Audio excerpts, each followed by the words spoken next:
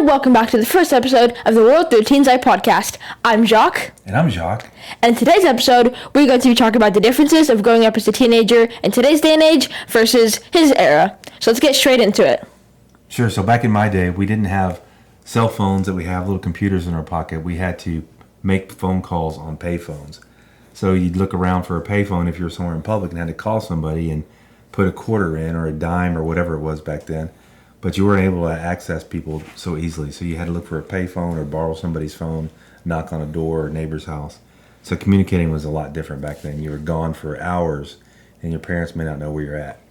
Yeah, nowadays I can just go on my phone and then just quickly call up whoever I want. Most of the people I call most often are my favorites. I can just quickly call someone really easy. Most of the time I text them if they're like one of my friends.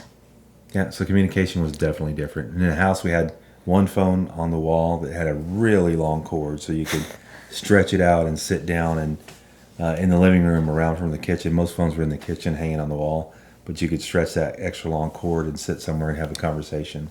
So it's a lot different. Now you could be anywhere and talk to somebody. Yeah, and back then you didn't have anything like FaceTime or anything. No FaceTime, nothing like that. No internet, no streaming. Yeah, now me and my friends, we FaceTime quite often, just randomly, just for fun. Yeah, and it's almost living in the Jetson era now with all the communication and technology we have. The Jetsons? The Jetsons. It was a cartoon that everybody loved growing up because it showed all this technology where you could talk to people on a video call, like on a screen. You didn't know what they were at the time, but talk to people that way and have all kinds of cool technology that we thought we'd never see. Yeah. So it was pretty much like a sci-fi show? No, it wasn't sci-fi. It was just they lived in the space age and they had cars that flew around. Space? Yeah, they lived in space. Oh, and they had stuff like FaceTime? Yeah, they had little computers on the wall. And what did you think when you saw that?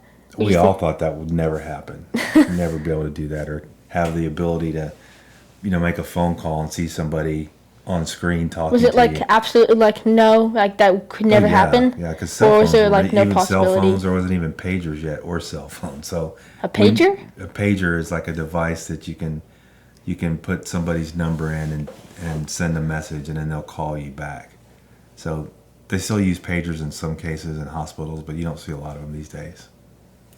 Wait, so if someone calls you, they would so it's like a phone? No, it's just a digital screen, a small digital screen. It's like the size of, it's about that big, and you clip it on your belt, and they just put the number in on their landline, and then they send it to your pager, and then oh, okay, I need to call this number. Oh, so put it in your pocket or something? Mm-hmm. And will beep if someone calls you? Yeah, it would beep or vibrate. Oh, okay. Yeah, and then you'd have to find an actual phone, landline to call them. And did you have what kind of TV shows and how would you watch them back then? We had 3 TV channels and most of them went off at midnight and they would So what did you see after that? Just as a test pattern on the screen and hear a bunch of static. Oh, like those color bars? Yeah. Oh, okay. Or some were even black and white, but some were the test pattern and you just hear white noise is what you call it today. So it was very different. And then later on you had maybe one other channel, but you had just the big 3 channels. What were they? So ABC, NBC, and CBS. And then you had some PBS channels that would show some local stuff and national stuff too. So then how do you get cartoons? You had to wait till Saturday morning. That's when the cartoons are on. So is it only on Saturday? Mm-hmm, just on Saturday. So if you wanted to see something, you had to wait till Saturday to see it. And if your cartoon came on early, you had to get up extra early so you could watch it because you couldn't record it, you couldn't DVR it, you couldn't just log in and see it. You had to wait till that program came on. And which channels did that air from? ABC and NBC and CBS, whatever those. It's a different call sign everywhere you're at for that community, and that's where your local news was as well. Yeah, so now I mainly watch YouTube and stuff, and I mainly just watch it on my laptop or computer or phone or something. And whenever we do use the TV, we just stream everything pretty much. I just never use live TV. I mean, now it is still around, but less streaming is way more prevalent now. Yeah, when cable TV came out, it was a pretty big deal because you had more channels and you had movie channels and you could watch more things. But not everybody had it, but you could watch things, and it was people were amazed that you could watch something on TV like after 10 or 11 o'clock or after midnight. There'd still be So how did shows. TV work before cable? Just nothing. You just watched the main channels, and that was it. And Like, then, how did you get it? oh, you'd have an antenna on the roof of your house. Oh, like a satellite dish? No, it just looked like a wire thing Oh, with maybe 6 or 7 arm things sticking out, and if the huh. wind blew it a certain way, the signal would get messed up, and you'd have to climb on the roof and adjust the antenna. Huh. Lot more involved back then. Yeah. So, what was just like a daily routine, like from wake up to like sleep for you back then? Wake up, get ready for school if it's school day, and pack lunch and walk to school. Most kids don't walk to school these days, but we would walk to school most of the time with my friends. And a lot of times my dog would come to school because he would jump the fence and follow me, and so he'd show up outside my classroom. His name was Fritz. He was a big gray How did he Weimaraner. get into school? He would. The school was all open, so Oh, there's no So- like security at the front? no, not back then. It was all open and big long wings, and so Fritz knew where my classroom was, and the teacher would see my dog outside the window, and he's like, "You need to talk to the principal because your dog is here again." And Fritz would be right at the window, or he'd be looking in. So you just jumped over the backyard fence? He would jump over. How tall was it? We made it 6 foot, but he could even jump over that. How tall was it originally? Probably 4 feet. Huh. Yeah, he was a very protective dog. He even protected me from a bully once. Some guy was bullying me and pinned me down in my yard. And Fritz came to the rescue. He's a great dog. He jumped the fence, and Bobby Hayes was bullying me, and Fritz sorted him out. So Do you think he'll be watching this? I doubt it. Bobby Hayes is not around anymore. Oh. So I know he's not. So, what'd you do when you got home from school? Sometimes I had homework, or I'd hang out and make something to eat, or play outside with friends. And It then was a lot around of what time? outside. Around what time did you go to bed? Oh gosh, probably 9 o'clock, 10 o'clock. How's So, that different for you? so my routine would be I wake up, and then I get ready for the day, and then I go to school, and then on A days I have my first period is math, and then I go to PE, and then I have ELAR, or which is like basically English, and then I have what's my fourth period? How do you get to school? Do you walk? No, you drive me. No, and then my fourth period is Texas history, and my fifth period is FCS, and my sixth period is theater. My seventh period is STEM, and then my eighth period is science. So then once I get home from school, I have like a lot of activities. So on Monday, I have piano right after school, and then on Tuesdays and Thursdays, I go to Nathnasium, and then on Wednesdays, I go to dance, and then on Fridays, I have nothing, and then sometimes on Saturday or either Sunday, I'll go to tennis. So then once I'm home from school, then I'll usually start on my homework, and I pretty much have homework every day. It's very rare that I don't have homework. So then I'll do my homework, and then they usually, because I have a lot of homeworks, usually that takes most of the time, and after that, I watch some sort of videos, relax, and then go to bed. Yeah, for me, my routine just depended on what was going on and if I had some homework. But my big focus was like hanging out with my friends and riding bikes, or we would go to the local golf course and go golf ball hunting. So we would get in the water and we would go barefooted and feel around for golf balls in the mud. And we would collect golf balls and we'd wash them at the golf course, and then we'd sell them to make money. So we'd sell them to the golfers as they were coming through. Did you ever play golf? I didn't play golf then. I just went to the golf course to make money, and sometimes we'd ride our bikes under different parts of the. We always rode our bikes to the golf course, but me and my friends would go there and do some serious golf ball hunting, and then make some money and figure out how we were going to spend it. Or for me, I would save it. Some other things we would do to make money is you could collect Coke bottles or soda glass bottles and take them to the store, like a convenience store or HEB, and you turn those in, and you whatever the deposit was on them, you get that money back. So back then, a lot of places still do that, but a lot of places do that. So when we would ride our bike everywhere we went. Sorry, anything. You can edit that. No, it's fine. It's Okay. meant to be funny. We have something funny going on behind the scenes. It's fine. Some other things we would do is we would go through the alleys and look for things to collect that we would try to sell. Just like sold random stuff. Did you do anything else to like make money? Yeah, so I got a lawnmower when I was 11, and that was my ticket to making money. So I would go knocking on Where'd you doors. get the lawnmower? Somebody bought it for me as a gift. Huh? It was a For great like gift. Christmas? I don't know. No, it wasn't Christmas, but we needed one, and so that was an opportunity for me to make my own money and go meet people and knock on their doors and push my mower all around and with my gas can, and that's how I'd make money. I would mow lawns, and then I'd ride to the bank. It was called Gulfway State Bank at the time. Ride to the bank and get in line and put the money in my bank account. But I was able to save up enough money over the years to buy my first Ford truck, F-150.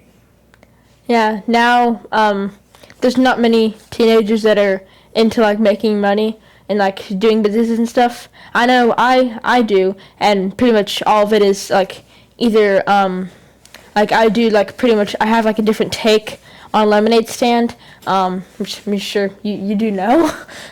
But I built my own, I programmed my own point of sale system. Hey Tessa. Programmed my own point of sale system, and other things is like most of like there's a lot of like side hustles and a lot of teenagers do that are all like online. They can just like start from nothing and do them online. So yeah. Yeah, you could do that, or you could do what I did, or you could find other ways to make money, or you could sometimes walk people's dogs if they need their dogs walked. Help them with stuff around their house, find different projects where they might need help. Any way to be resourceful. So for me, I was always looking to be resourceful, and my goal was to save up and buy my truck and then keep saving money so I could have money for other things when I needed it. And then eventually got a job. And that was fun and interesting. So where was your first job at? My first job was at Luby's, which is a cafeteria, and I was hired to wash dishes there. So would wash dishes and put them in this big Hobart machine, and people would come. What's a Hobart machine? It's a big machine that washes glasses and dishes at restaurants. You put them Just on, like a clean big 'em dishwasher? off. It's a little different. You clean them off and spray them off real good. Put them on the rack, and they go on a little conveyor. Some of them are just one tray, but the ones we had kept going through. So you put it in there and it would wash it, and then went through a drying section.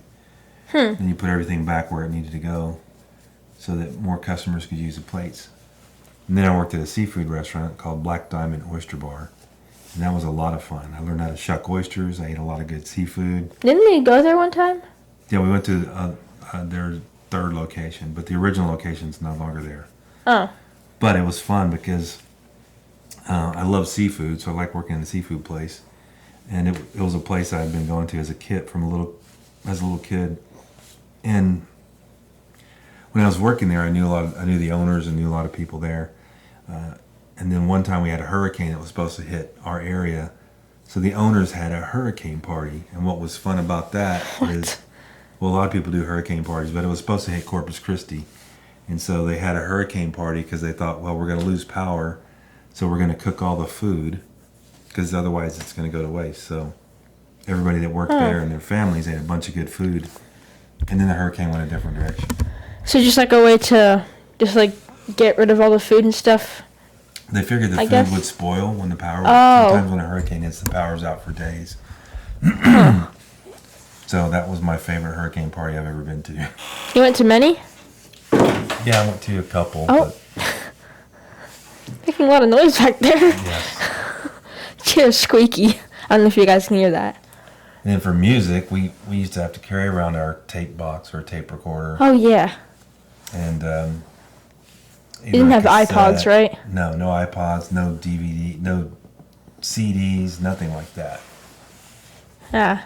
Even iPods and CDs and DVDs are outdated now because technology is just going way faster. iPods used to be really, really big, but then when the iPhone came out, it's like could do what an iPad could do in like 10 times more. So why would you get that? Yeah.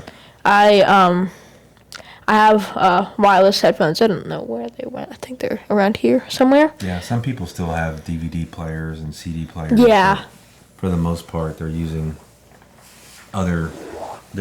digital sources and streaming music or playing music on different apps on their phones. But Yeah, like I have Apple Music, so then I can pick any songs and add them to my library, like make playlists, and then I can listen to it on my phone speaker, like my headphones or something like that. Mm-hmm. And danger, like families or parents will warn Danger? you of danger. Oh, Watch that was out like for a strangers music brand. and watch out for other things. Be careful around strangers. But we were out all day. We'd be out early in the morning until dark. Yeah, but- kids are outside way less now. Mm-hmm. But the dangers today are a lot different. Yeah, I like more like online dangers and stuff. Like they're like more hidden dangers.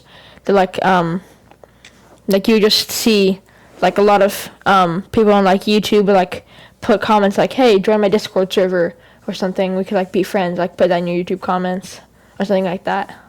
Yeah, you have to be very careful today with the dangers that are online, and even in neighborhoods and out.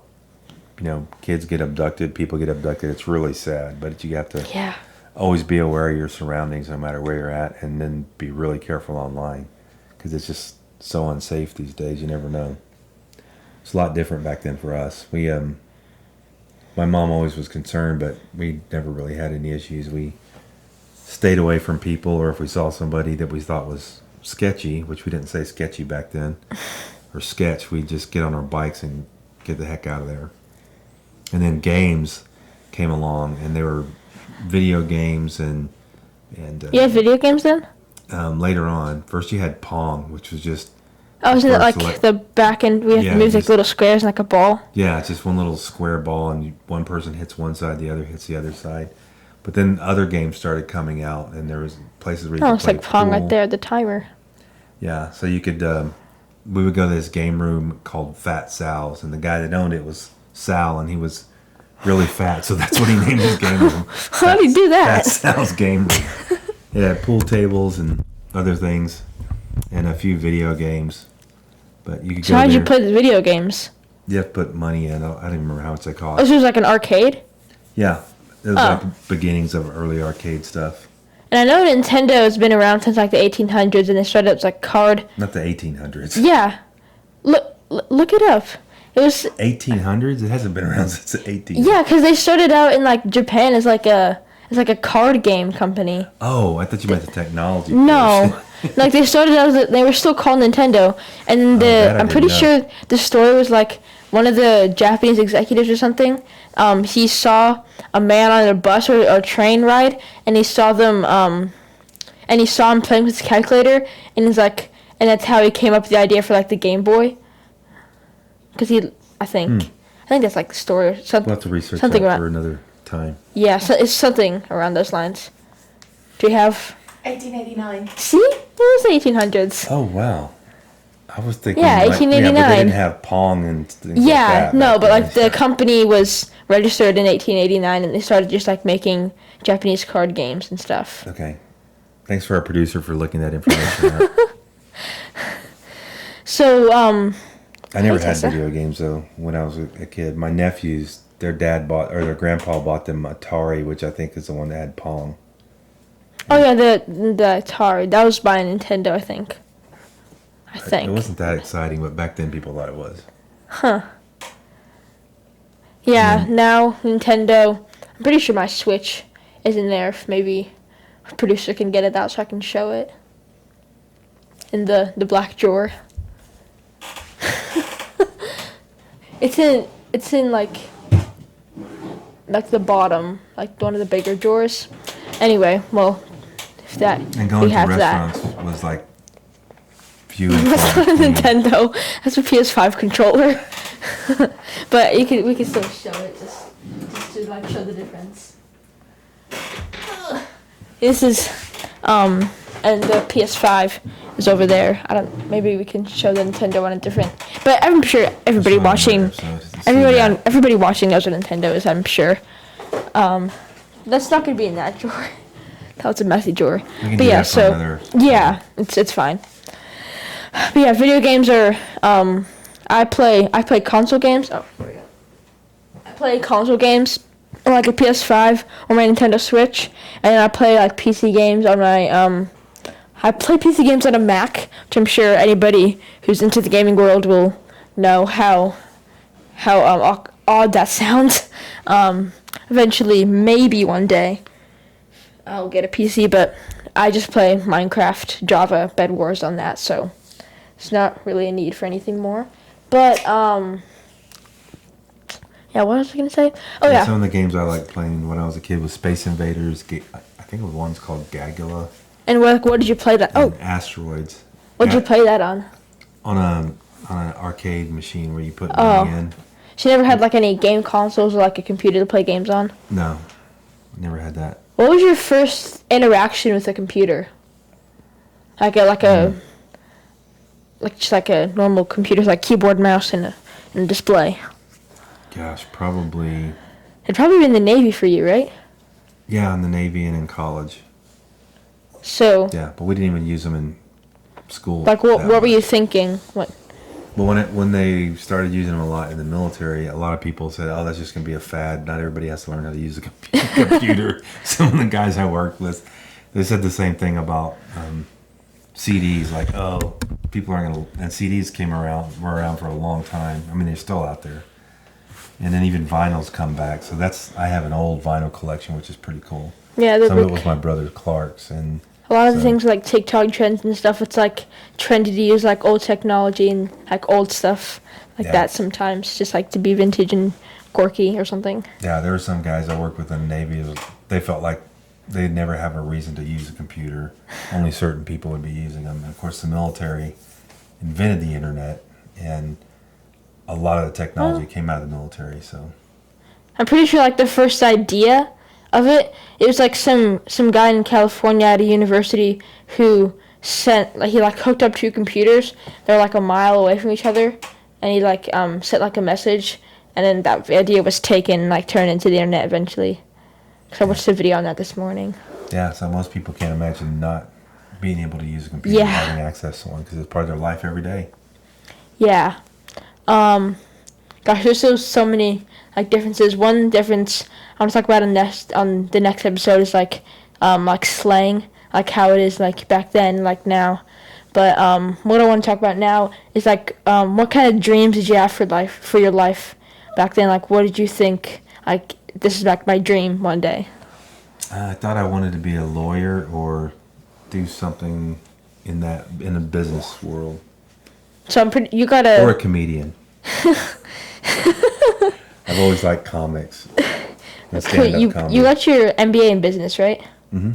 And that's helping you now because you're starting your own business Yeah, it's now. helped me in business. It's helped me throughout life, and so I did a master's in business, and I did a concentration in public administration, which that also helped me when I was serving on city council. So to have Yeah. an understanding of how things work with municipalities and governmental agencies and that kind of thing, I think is important to know.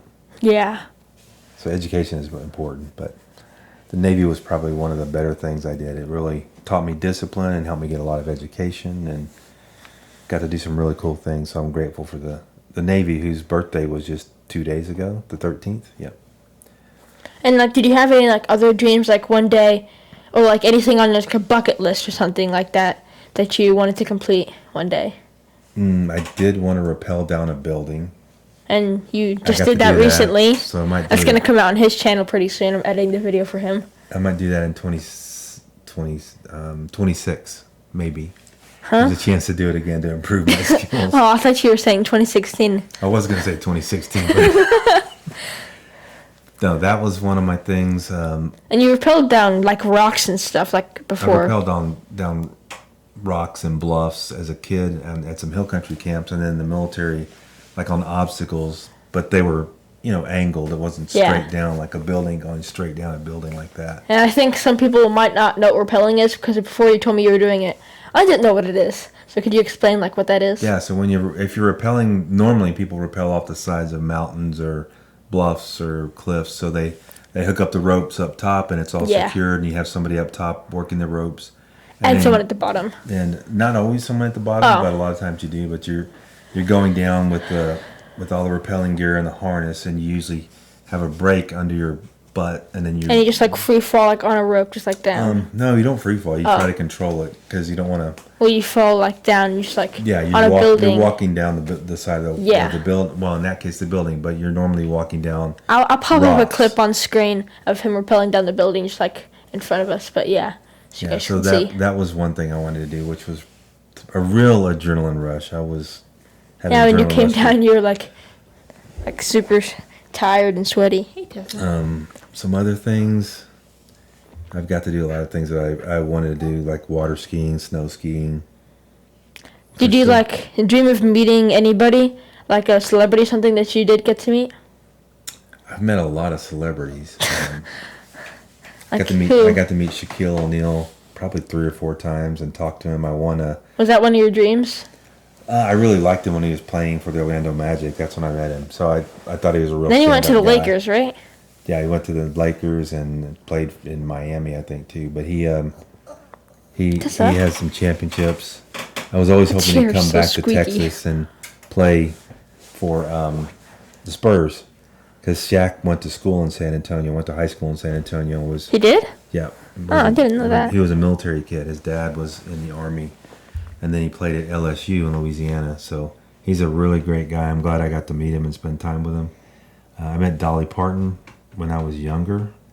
Met Willie Nelson a couple times. Who else have I And then who's the person who played in Charlie's Angels that lives here? Cheryl Ladd lives here. Yeah, so I Oh, got yeah. to meet her as well. She's really nice. So she lives in our community. And Don't feed her I the got camera to, lens. who else have I met? Quite a few people. I'd like to meet. Yeah, I met George Strait. That was a real highlight, actually. George Strait and a businessman named Tom Cusick who live in the community. Who's that? He's a very savvy business owner and done some ranching and other businesses. So Tapatio, which is a place outside of Bernie, Tapatio Resort, I thought it was in Bernie. it was having some financial troubles and other things, and so it was going down, having a lot of issues. So George Strait and Tom Cusick bought it, and I got invited to the reveal of who was buying it, and a lot of people thought it was Clay Walker because he lives in Bernie, and George Strait was in the Dominion, but it was standing room only in Tapatio. There's a bunch of people there, from the city, from the county, elected officials, and then Tom Cusick comes out and he says he wanted to introduce his business partner, and then George Strait walks out, and everybody went crazy. So it was pretty exciting. And then when they did what they called the rebirth of Tapatio, they did a ribbon cutting. They asked me if I would do the presentation to George Strait. And I said, I'll be there. I don't care if I have a family wedding to go to. I'm going to miss it. To do a presentation to George Strait, because I listen to a lot of George Strait in the Navy and a lot of Gary P. Nunn. So if you're a displaced Texan like I was, George Strait music makes you feel like you're at home. So I'm really glad that they invested in it and did some things with it. And I think they've sold off most of it. Yeah, I got to meet George Strait. I got to meet... who else? I met some other actors. I'm just trying to think. And athletes. Well, Drew Bledsoe was a football player. He was actually at the event for Tapatio for the rebirth. And you were there too, because I was? they told me to bring you. How Because they old invited was me I? to a big party. It was November 2011. So Oh, I was like a it was month old. 11/11/11. That was the rebirth. Yeah, so I was a month old. And so Asleep at the Wheel played, a big band. I went there when Other I was a bands. month old, really? Yep. That's weird. Tom Cusick said, bring your son along. And I was showing you off to everybody. I showed you off to Drew Bledsoe, and I asked Drew, I said, what do you think of these hands, Drew? And he said, man, with hands like that, he can throw a football in the rain, the snow, and the ice. Yeah. And I'm sure he thought I was just like, okay. But for me, Now I use those hands to play piano. Yeah, you didn't play football, which is good because it'd be hard to play piano if you got banged up in football. Yeah. But anyway, I just imagine what he was thinking when some guy showing him a month and a half old. How old would you have been? Oh, it was No, it was November. September, 11th. November. That's what we just talked about. Yeah. So I I'm don't really trying to have think of any. other people that I've met. I've been pretty fortunate to meet quite a few, well-known people and elected officials and some presidents. I got invited Presidents of like the United States? Mm-hmm. Who? I got to meet Ronald Reagan when I was very young. He came to a military base, and I was selected to drive an ambulance in his motorcade. She's sitting in like a car with him? No, I got to meet him when he was speaking. When he spoke, he came to greet some of the service members. So. Huh.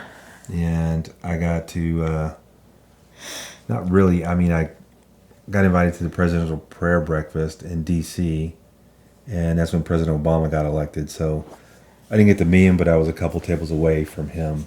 I'm trying to think of some others I met. Of course, I met governors and other people, but quite a few. I've been pretty Didn't fortunate. you meet, what's the current, Tesla, stop barking.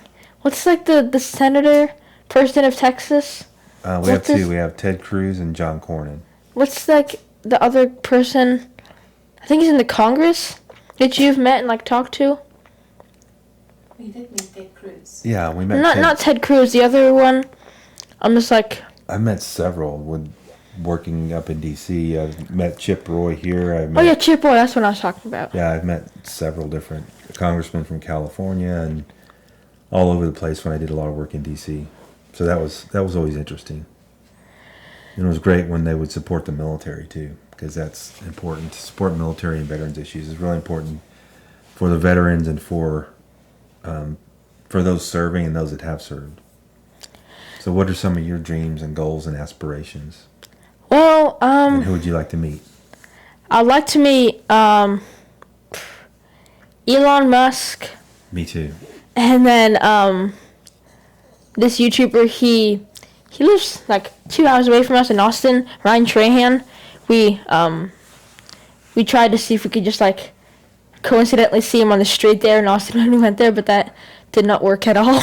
Austin's a pretty big city, so had a slim chance. But yeah, those are some of my goals. One of my other goals is to go to A&M.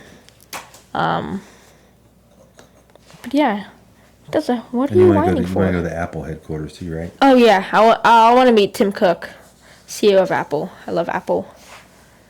But anyway, I believe that is time for this episode. I hope you guys enjoyed the first episode of the World 13's Eye podcast. I hope you enjoyed. I hope that we had a great time. I don't really know what I'm saying here. But anyway, have a nice day, and hope you guys enjoyed. We'll see you on the next one. Yeah, bye.